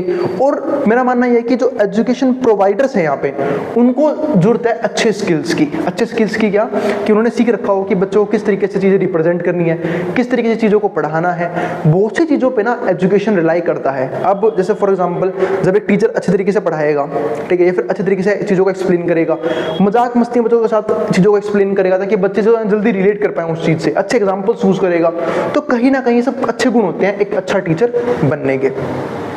तो ये तो बात कर ली मैंने प्यूपिल्स की, ठीक है। दूसरा क्या होता है, लर्निंग एनवायरनमेंट भी होता है। अब जब हम लर्निंग एनवायरनमेंट के बारे में बात करते हैं, तो लर्निंग एनवायरनमेंट में फिजिकल एनवायरनमेंट भी आता है, साइकोलॉजिकल इन्वायरमेंट भी आता है, ठीक है, और इसके अलावा और भी इन्वायरमेंट, दो मेनली दो ही होते हैं। एक होता है फिजिकल इन्वायरमेंट मेन होता है हमारा, दूसरा होता है साइकोलॉजिकल इन्वायरमेंट। कि लर्निंग इन्वायरमेंट भी अच्छा होना चाहिए। जैसे कि आप लोगों ने एक वर्ड सुना होगा कि अगर हम कभी भी किसी क्लास के टॉपर होते हैं तो हम गलत क्लास में होते हैं। बिल्कुल सही बात है, क्योंकि हम में से बहुत से लोग है ना सिर्फ कॉम्पिटिशन के मारे पढ़ते हैं कि यार ये सामने वाला कितना पढ़ रहा है, मुझे इससे फालतू नंबर लेके आने हैं, है ना। एक कॉम्पिटिशन, जेलसी तो अलग चीज़ होती है, वो तो एक कॉम्पिटिशन की भावना कि ना हमें जो है ना लोगों से बेहतर बनना है, अपने आप को खुद को बेहतर दिखाना है समाज के सामने, तो हम कंपटीशन के मारे और ज़्यादा पढ़ने की कोशिश करते हैं। लेकिन वही बात है कि अगर आप ही क्लास में सारे गधे भरे पड़े हों, ठीक है, सबको कुछ नहीं आता, तो आप भी जो है ना ट्राई करना बंद कर दोगे। बोलो कह रहे यार ये तो यहाँ तो थोड़े से एफर्ट लेके मैं इनसे ज़्यादा बेहतर बन सकता हूँ, तो हम लोग जो है ना कोशिश करना बंद कर देते हैं। यानी कि एक चीज़ होती है ना इन्वायरमेंट का प्रभाव बहुत ज़्यादा पड़ता है, तो इसलिए लर्निंग इन्वायरमेंट भी अच्छा होना चाहिए। यानी कि हमारा ग्रुप ऐसा होना चाहिए जहाँ पे सारे पढ़े लिखे लोग हों, ठीक है, या फिर सारे लोगों के अंदर क्या लर्निंग एबिलिटीज़ हों, यानी कि लर्न करना चाहते हो तो हमारे अंदर भी इच्छा आएगी। अब पता लगे हमारे दोस्त भी ऐसे हमारे जैसे ही हैं, ठीक है, जिनको ना खुद पढ़ने में इंटरेस्ट ना हमें पढ़ने देंगे, और अगर हम पढ़ना चाहेंगे भी तो भी नहीं पढ़ने देंगे, क्योंकि हमने अपना एनवायरनमेंट ही ऐसा बना रखा है। तो लर्निंग एनवायरनमेंट काफी इंपॉर्टेंट रोल प्ले करता है एजुकेशन की क्वालिटी के अंदर। इसके अलावा कंटेंट, हमें किस तरह की चीजें पढ़नी है और किस तरह की चीजें जो हमें पढ़ाई जानी चाहिए, जैसे बोलते हैं ना करिकुलम डिसाइड होता है। और सिर्फ कंटेंट ये नहीं किताबी ज्ञान, कंटेंट यानी कि जो हमें सोशली चीजें सीखनी चाहिए वो भी सिखाई जाए स्कूल के अंदर, मतलब हर एक फेज, क्योंकि एजुकेशन का मतलब ना सिर्फ एक तरह का डेवलपमेंट नहीं होता, ऑल ओवर डेवलपमेंट होता है, जिसके बारे में हम स्किल डेवलपमेंट की बात करते हैं ना, वो हम पढ़ेंगे अगले पॉइंट में। स्किल डेवलपमेंट भी हमारे पास क्या आता है, कंटेंट के अंदर ही आता है कि बच्चे को हर तरीके की स्किल्स जो उसकी लाइफ में काम आएगी वो उसके इनिशियल स्टेजेस में ही सिखा देनी चाहिए। तो ये हो गया कंटेंट। इसके बाद क्या होता है पेडागोजी, जो मैं बात करता हूं ना यहाँ पे कि टीचर्स के अंदर प्रॉपर जो है नॉलेज होनी चाहिए, है ना। जैसे हम बहुत बार ये भी देखते हैं कि टीचर्स के पास प्रॉपर खुद एबिलिटी नहीं है उस प्रॉब्लम को सोल्व करने की, है ना। और मेरा मानना है कि टीचर भी ह्यूमन बीइंग होते हैं, मैं खुद एक टीचर हूँ तो मैं जानता हूँ हम भी एक ह्यूमन बीइंग है, हमें सब कुछ नहीं आता, बट हम सीखने की कोशिश तो कर सकते हैं। जैसे सपोज करो कि कई बार मैं ऐसे टीचर, जैसे पहले मैंने जब पढ़ाना स्टार्ट किया था मैं भी ऐसे करता था कि पहले मैं घर से सीख के आता था मुझे पढ़ाना किस तरीके से है। जब मैं ऑफलाइन में मैंने पढ़ाना शुरू किया तब मैंने समझा कि भाई बच्चों को किस तरीके से पढ़ाया जाना है, किस तरीके से मैं पढ़ा सकता हूँ बच्चों को, ठीक है, कैसे रिप्रेजेंट करना चीज़ों को ताकि बच्चों को और बेहतर तरीके से समझ में आए, कौन से डायलॉग्स में यूज कर सकता हूँ, तो वो सब चीज़ें हमने सीखी हैं टाइम लगा के। तो पेडागोजी इस चीज़ को बोलते हैं कि टीचर जो है वो अपने ज्ञान को, अपनी नॉलेज को इस तरीके से सामने वाले को रिप्रेजेंट करे कि उसको ईजिली सब कुछ समझ में आ जाए। तो ये कुछ चीज़ें हैं जो कहीं ना कहीं एक एजुकेशन क्वालिटी को बेहतर बनाते हैं। लेकिन फिर भी कुछ सोशल डिफरेंसेस की वजह से हम देखते हैं कि कुछ ऐसे स्टेट्स हमारे इंडिया के अंदर जो हाईली लिटरेट हैं, कुछ ऐसे हैं जो बिल्कुल अनपढ़ रह जाते हैं। सिर्फ क्यों? क्योंकि वहाँ पे सोशल इन्वायरमेंट इतना अच्छा नहीं है कि लोगों को पढ़ाया जा सके। जैसे आज हम बात करते हैं साउथ की या फिर केरल वगैरह की, वहाँ पे एजुकेशन को लेकर काफ़ी अच्छा इन्वायरमेंट है। यहाँ के वहाँ के लोग जो हैं वो चाहते हैं उनके बच्चे पढ़े लिखे, ठीक है। लेकिन वहीं अगर देखो आप कुछ स्टेट ऐसे भी हैं, ठीक है, जहाँ पे बच्चों को बिल्कुल पढ़ाने में फोकस नहीं किया जाता, ठीक है। तो ये सब चीज़ें ना कहीं एजुकेशन क्वालिटी को अफेक्ट करती हैं। इसके बाद हम बात करते हैं स्किल डेवलपमेंट की। तो चलो अब अगर आप पॉइंट समझते हैं स्किल डेवलपमेंट। जब हम बात कर रहे हैं स्किल डेवलपमेंट की, तो स्किल डेवलपमेंट जो है वो बहुत तरह की होती हैं। जैसे सॉफ्ट स्किल्स भी होती हैं बहुत सारी, कि हम किस तरीके से बिहेव कर रहे हैं, किस तरीके से कम्युनिकेट कर रहे हैं, इनको हम सॉफ्ट स्किल बोलते हैं, है ना। और बहुत सी स्किल्स ऐसी भी होती हैं जो हम सीखते हैं। टेक्निकल स्किल्स हो गई, है ना, जैसे कि आईटी की स्किल्स हो गई, और ही बहुत सारी स्किल्स है जो टेक्निकल स्किल्स के अंदर आते हैं। मशीनों की नॉलेज हो गई, ये सब टेक्निकल स्किल्स के अंदर आती हैं। तो स्किल्स इतनी इंपॉर्टेंट क्यों हैं? चलो ठीक है, आपने थ्योरेटिकल एजुकेशन गेन कर ली, लेकिन आपको काम किस में करना है? प्रैक्टिकल वर्ल्ड में। और प्रैक्टिकल वर्ल्ड में काम करने के लिए एजुकेशन के साथ साथ स्किल्स बहुत ज़्यादा मैटर करती हैं। जिन लोगों ने अपनी स्किल्स को इम्प्रूव कर लिया टाइम के साथ, जिन लोगों के पास बेहतरीन स्किल्स हैं, वो लोग अच्छे तरीके से काम करते हैं अपनी ज़िंदगी में, कि बेहतर तरीके से काम करते हैं अपनी ज़िंदगी में, ठीक है। और यही नहीं, उस स्किल्स के बेस पे अपनी इनकम लेवल को एक अच्छे लेवल तक लेके जाते हैं, है ना, क्योंकि उन्होंने टाइम रहता है कुछ स्किल सीखी, हमने आपको अपस्किल किया है। और यही नहीं, जिस स्किल की नीड लगी है उन्होंने टाइम ये सीखी है। जैसे फॉर एग्जांपल अब जब हम बात करते हैं मॉडर्न एरा की, अब आज का ज़माना देखो, चीज़ें जो है ना लगातार चेंज हो रही हैं, फटाफट कुछ ना कुछ चेंज आ रहा है, टेक्नोलॉजिकल डेवलपमेंट फटाफट हो रही है। तो लोगों को अब अपने आप को अपस्किल रखना पड़ेगा, हर टाइम कुछ नया सीखना पड़ेगा, टेक्नोलॉजी आई तुरंत सीखना पड़ेगा, क्योंकि नहीं वरना ऐसा होगा कुछ लोग तुरंत सीख लेंगे, वो लोग आगे निकल जाएंगे, और जो लोग नहीं सीख पाएंगे वो बेचारे वहीं के वहीं रह जाएंगे। इसलिए हम क्या बोलते हैं कि स्किल डेवलपमेंट एक मोस्ट इंपॉर्टेंट रोल प्ले करता है। अब वो चाहे स्किल किसी भी तरह की हो, कम्युनिकेशन स्किल हो, ठीक है, टेक्निकल स्किल हो, कॉग्निटिव स्किल्स हो, बहुत सारी स्किल्स होती हैं। तो जिस भी तरह की स्किल की हमें नीड है हमें वो सीखनी चाहिए। तो इसलिए हम किसकी बात करते हैं? स्किल डेवलपमेंट की।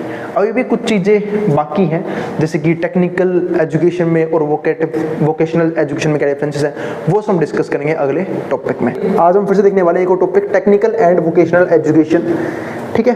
उम्मीद है आप लोगों ने प्रीवियस टॉपिक्स देख लिए हैं। इसके अलावा हम बात करेंगे पेंशन रिफॉर्म के बारे में, ठीक है। तो दो टॉपिक रहेंगे आज की वीडियो के, और इस कंप्लीट सीरीज के नोट्स भी ऑलरेडी प्रिपेयर हो चुके हैं with important question answer PDF। जिन बच्चों को नोट्स परचेज करने हैं वो इस नंबर पर जाए 9667836336 हमें व्हाट्सएप करके नोट्स भी ले सकते हैं। अब हम चालू करते हैं कंसेप्ट। तो पहले समझते हैं टेक्निकल वर्सेस वोकेशनल एजुकेशन, या फिर टेक्निकल एंड वोकेशनल एजुकेशन क्या होता है।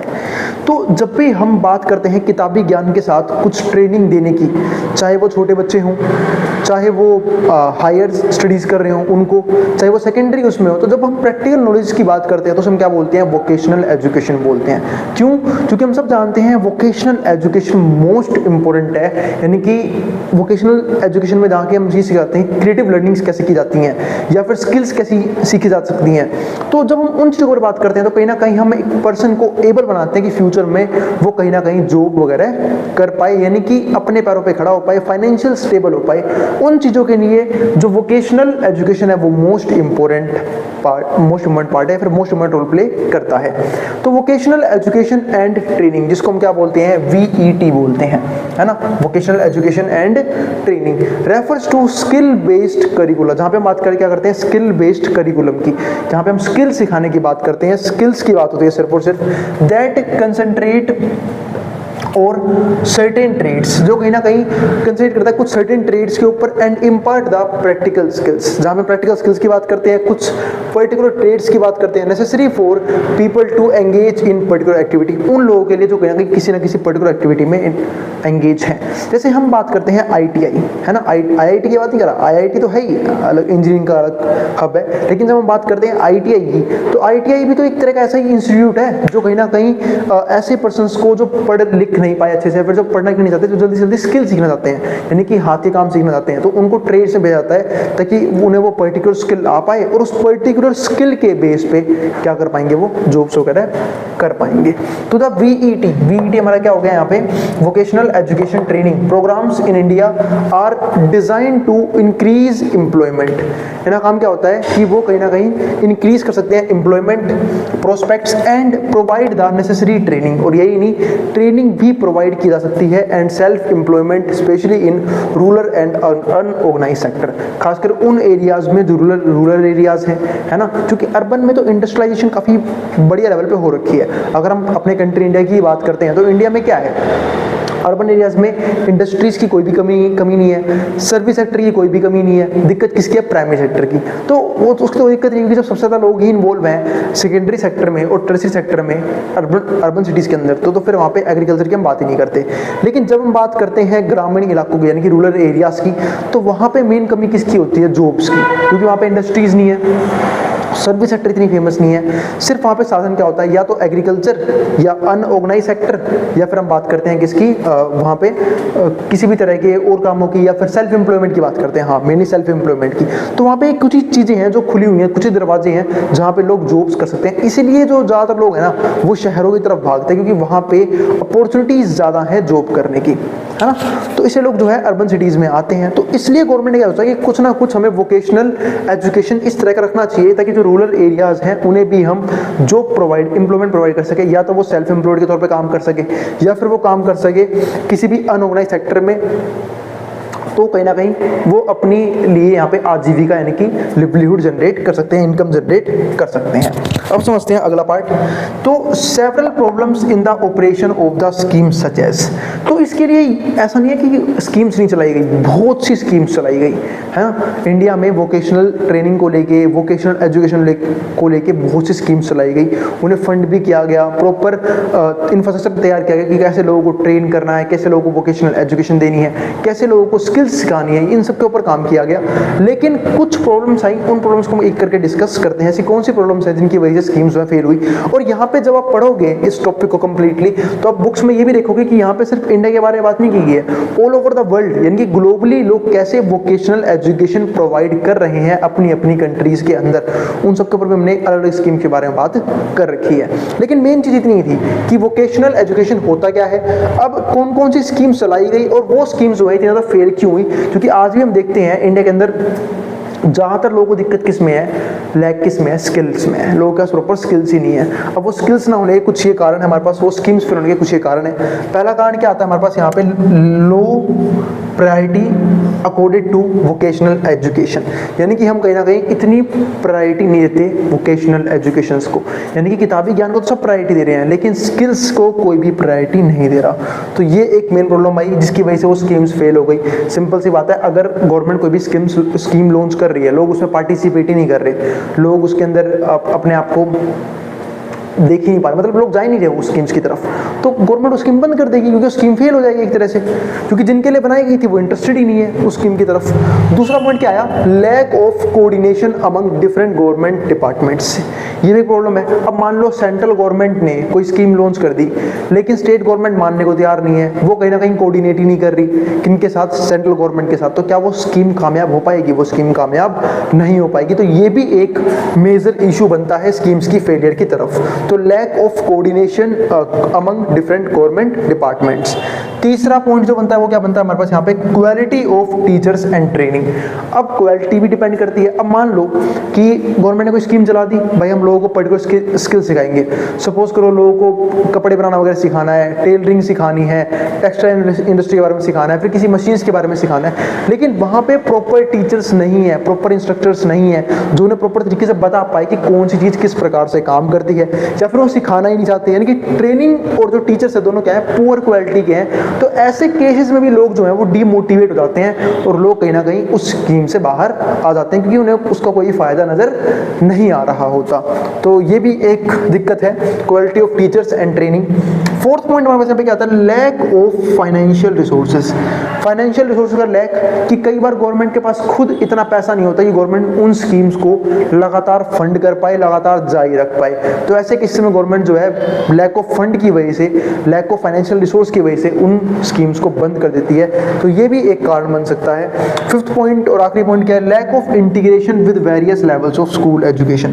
कि जब हम बात करते हैं various level of school education की, चाहे वो हमारा प्राइमरी हो, सेकेंडरी हो, टर्सरी हो या फिर हायर स्टडीज़ हो, इन सब के साथ जब वो वोकेशनल एजुकेशन को डालने की कोशिश करती है तो सारे जो लेवल्स ऑफ एजुकेशन है वो यहाँ पे इंटीग्रेट होके नहीं कर पाते काम, यानी कि लैक ऑफ इंटीग्रेशन आ जाता है डिफरेंट स्कूल के स्टेप्स में या फिर लेवल्स में, जिसकी वजह से कहीं ना कहीं स्कीम्स फिर से फेल हो जाती हैं। क्योंकि हर तरह को आप सेम हर लेवल पे आप जो है सेम तरह की वोकेशनल एजुकेशन नहीं दे सकते, क्योंकि स्किल प्रोवाइड करने का भी टाइम होता है एक, मतलब एक हायर स्टडीज पे आप स्किल दो या फिर आप 9th-10th के बाद स्किल देनी शुरू कर दो। क्योंकि जब बच्चा 7th-8th क्लास तक होता है तो उसकी बुद्धि थोड़ी बच्चा लेते हो, इतना क्रिएटिव तो होता है, लेकिन क्रिएटिव से यहाँ पे स्किल सीखने पर फोकस नहीं होता, उसका फोकस होता है खेलने वगैरह पे, पढ़ने पे थोड़ा कम, ठीक है, बाकी जो, लेकिन जब बच्चा मैच्योर होता है ना तब ये सब चीज़ें जो है ना उसे प्रोवाइड की जानी चाहिए।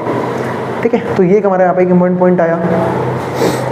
ठीक है, तो lack of integration with various level of education, तो ये एक पॉइंट आया। अगला पॉइंट समझते हैं, several more changes were made with the scheme renamed as vocationalization of secondary and higher secondary education।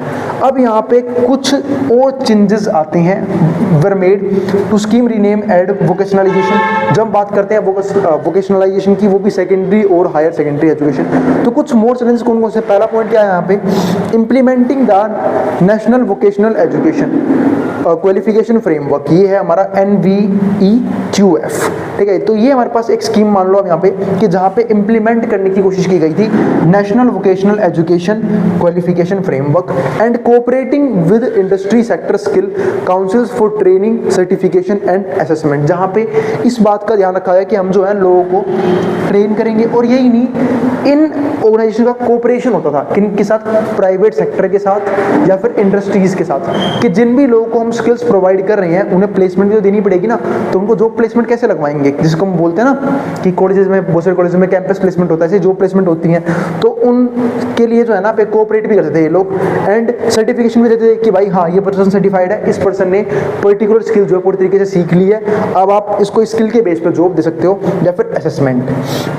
दूसरा, लेकिन इतना आसान नहीं होता था प्राइवेट सेक्टर का कोऑपरेट करना किसके साथ, एक गवर्नमेंट ऑर्गेनाइजेशन के साथ, क्योंकि बहुत सी दिक्कतें आती थी इस चीज़ में। तो ये भी एक मेजर प्रॉब्लम बनता था, क्योंकि अगर आप अभी भी देखो तो प्राइवेट सेक्टर जो है ना अपने एम्प्लॉयज़ को खुद ही ट्रेन करते हैं, खुद ही उनकी ट्रेनिंग करवाते हैं, है ना, उन्हें अलग अलग वर्कशॉप्स में भेजते हैं ताकि वो अच्छे तरीके से काम को सीख सके और काम कर पाए, क्योंकि वो मानते हैं कि प्राइवेट सेक्टर जो एफिशिएंसी दे सकती है वो कोई भी गवर्नमेंट सेक्टर प्रोवाइड नहीं कर सकती, तो हम खुद ही अपने एम्प्लॉयज़ को स्किल्स प्रोवाइड करेंगे।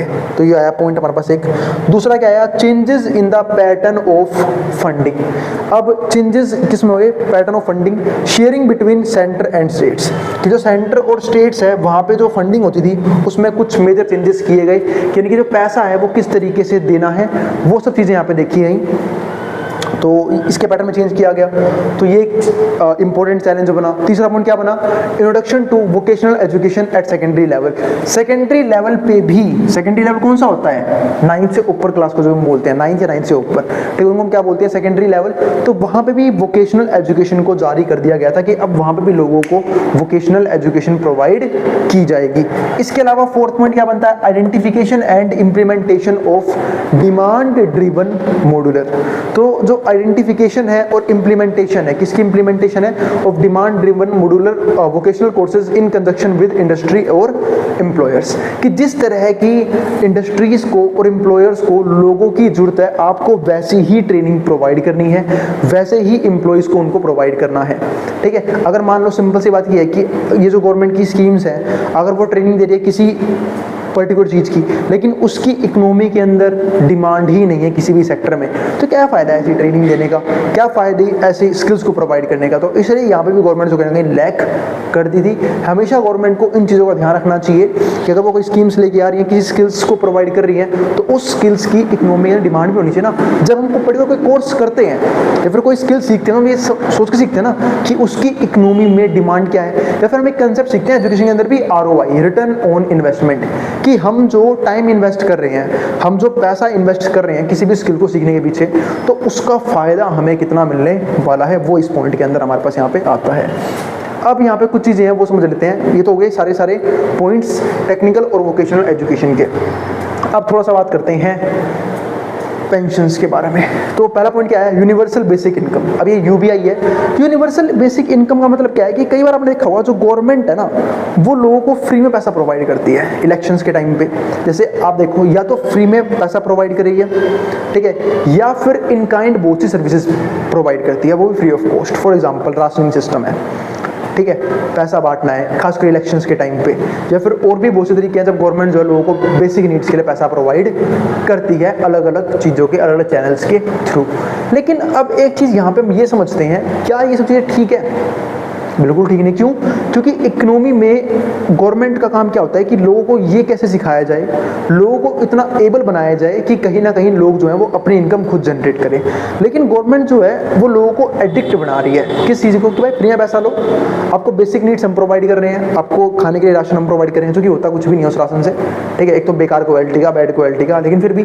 पर हाँ, जो पुअर्स लोग हैं, जो फिर अनएम्प्लॉयड लोग हैं, फिर जहाँ पे फैमिली इनकम बहुत कम, उनके ठीक होता है वो, ठीक है, तो भाई काफ़ी पुअर क्वालिटी का राशन होता है, वो प्रोवाइड कर रही है। फिर बाकी चीज़ें जो प्रोवाइड कर रही है गवर्नमेंट, ठीक है, वो कहीं ना कहीं लोगों को एडिक्ट बनाने की कोशिश करे कि तुम हमें टैक्स दो, बाकी चीज़ें हम देखेंगे कि एडमिनिस्ट्रेशन कैसा है, इकोनॉमी कैसे रन करेगी, कौन सेक्टर बूम करेगा, कौन सेक्टर जो हम बंद कर देंगे, वो सब काम हमारा है। तुम सिर्फ अपने आप पे फोकस करो, ठीक है, तुम बैठ के रील्स देखो, रील बनाओ, ठीक है, टाइम पास करो। मतलब कहीं ना कहीं आप देख रहे हो लोग भी, लोगों को गवर्नमेंट अनएम्प्लॉयड फील नहीं होने देती, ठीक है, फ्री में हर एक चीज़ प्रोवाइड कर देती है, एडिटेड बना रही है, एबल होने, और फ्री में क्या, बैड क्वालिटी की चीज़ें जिससे बहुत कम पैसा लग रहा है, हो सकता है उससे फालतू आप टैक्स भर देते हो, या फिर हम में से कई लोग उनसे फालतू टैक्स भर देते हैं जो गवर्नमेंट सर्विस प्रोवाइड कर रही है। यानी कि करप्शन किस लेवल का है कि गवर्नमेंट जनता से ही 100 रुपये वसूल कर रही है, उसी 100 में से 50 रुपये जनता को वापस कर देती है, 50 रुपये खुद रख रही है, और उन्हें बोले तुम रिलैक्स रहो, हम तुम्हारे लिए काम कर रहे हैं, ठीक है, पर ऐसा कुछ भी नहीं हो रखा होता। तो वही सब चीज़ है यूनिवर्सल बेसिक इनकम,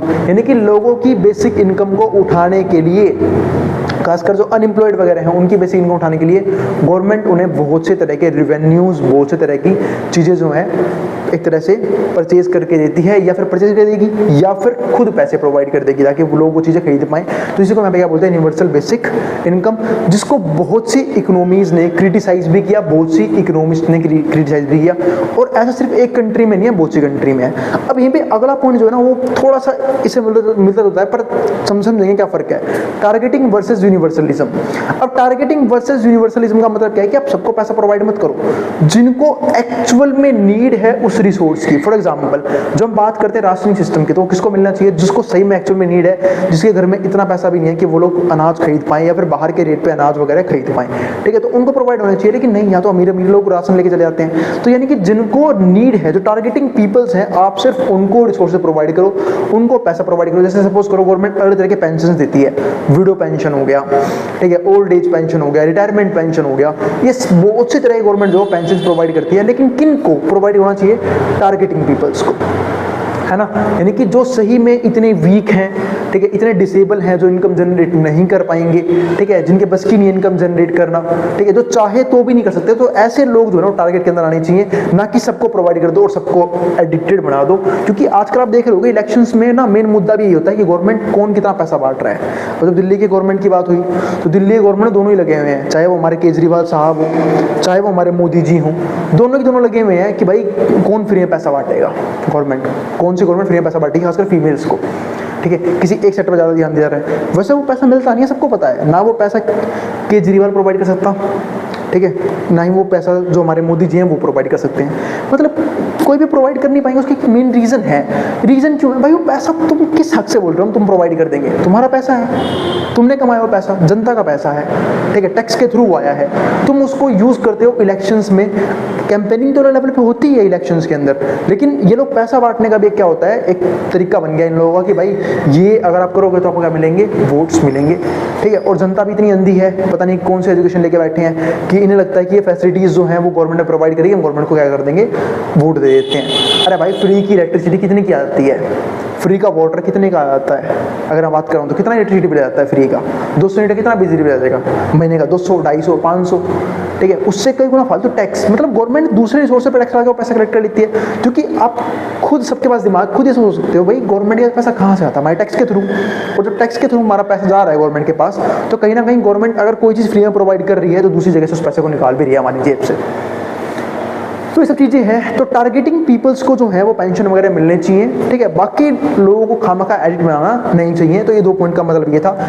इसी को लेके बहुत से पेंशन रिफॉर्म्स लाए गए टाइम के साथ कि किन किन लोगों को यहाँ पे जो है पेंशन वगैरह मिलनी चाहिए, किन किन लोगों को नहीं मिलनी चाहिए। जैसे pension reform is an essential topic है, बहुत इंपॉर्टेंट टॉपिक है in the field of economics. तो particularly concerning challenges posed by population ageing. तो ये खासकर उन लोगों के लिए था जैसे जो पॉपुलेशन काफ़ी बड़ी हो चुकी है, काफ़ी एज में बड़े हो चुके हैं, या फिर ओल्ड एज पर्सन्स हैं, ठीक है। तो उन लोगों को पेंशन प्रोवाइड करनी चाहिए क्योंकि अब वो इनकम जनरेट करने के काबिल नहीं है। एंड चेंजिंग लेबर मार्केट्स, और मार्केट्स लेबर जो चेंज हो रही है उनको मिलनी चाहिए। तो pension system play a crucial role in ensuring adequate retirement income. और जो पेंशन है वो इंपॉर्टेंट भी है। क्यों? क्योंकि कहीं ना कहीं हम यहाँ पे क्या देखते हैं, एक एडिक्वेट रिटायरमेंट इनकम की अगर हम इन फ्यूचर में रिटायरमेंट अगर हमारी हो भी गई तो हम किसी पे डिपेंडेंट ना बने। And reform measures are implemented to address sustainability. और जो रिफॉर्म मेजर्स हैं आर इम्प्लीमेंटेड, यानी कि बहुत से रीजंस रिफॉर्म्स को हम यहाँ पे करते हैं, इम्प्लीमेंट करते हैं टू एड्रेस सस्टेनेबिलिटी कंसर्न्स, ताकि हम सस्टेनेबिलिटी कंसर्न्स को जो भी मतलब फ्यूचर में सस्टेन अगर हमें करना है चीज़ों को, तो उन चीज़ों को हम यहाँ पे एड्रेस कर सकें। Promote financial stability. और यही नहीं, वो लोग जो कहीं ना कहीं जॉब नहीं कर पा रहे या फिर वो लोग जिनकी इनकम बहुत लो है, तो वैसे लोगों को सही में जरूरत है उन पेंशन की, तो जिसके जरिए वो कहीं ना कहीं फाइनेंशियल स्टेबिलिटी को प्रमोट कर सकते हैं। तो पेंशन हमारा वो जरिए बन सकता है। लेकिन हाँ, अगर हम इसे प्रॉपर तरीके से इंप्लीमेंट करते हैं तो। And achieve intergenerational equity. और यही नहीं, इंटरजनरेशनल इक्विटीज भी यहाँ पे बनाई जा सकती है, यानी कि जो जनरेशन है उनके बीच में क्या होगी? इक्विटी होगी। तो ये हमारे पास कुछ पॉइंट आए पेंशन रिफॉर्म को लेके, ठीक है। तो उम्मीद है आपको इतने टॉपिक समझ में आ गए होंगे। यूनिवर्सल बेसिक इनकम यूबीआई क्या होता है, टारगेटिंग वर्सेस यूनिवर्सलिज्म क्या होता है, और पेंशन रिफॉर्म्स। बाकी मैंने इनके बारे में और भी डीप में समझा दिया है अपने नोट्स के अंदर। तो जिन बच्चों को नोट्स परचेज करने हैं वो इस नंबर पर जाए 9667836336 हमें व्हाट्सएप करके नोट्स ले सकते हैं। अब हम मिलेंगे अगली वीडियो में। फिर भी किसी प्रकार का डाउट बच जाए, किसी प्रकार की क्वेरी हो, कोई भी सजेशन हो, आप कमेंट बॉक्स में कमेंट कर देना, मैं उस क्वेरी को सोल्व करने की पूरी कोशिश करूंगा। अब मिलेंगे अगली वीडियो में एक नई कंसेप्ट के साथ, एक नई चैप्टर के साथ। लेसन नंबर 2 हमारा यहाँ पे क्या होता है? फिनिश होता है, ठीक है। तो भाई वीडियो पसंद आई तो वीडियो को लाइक करके और चैनल को सब्सक्राइब किए बिना मत जाना, ठीक है। अब इसको जो उतारना है वो उतार सकता है, मैं बोर्ड के सामने से।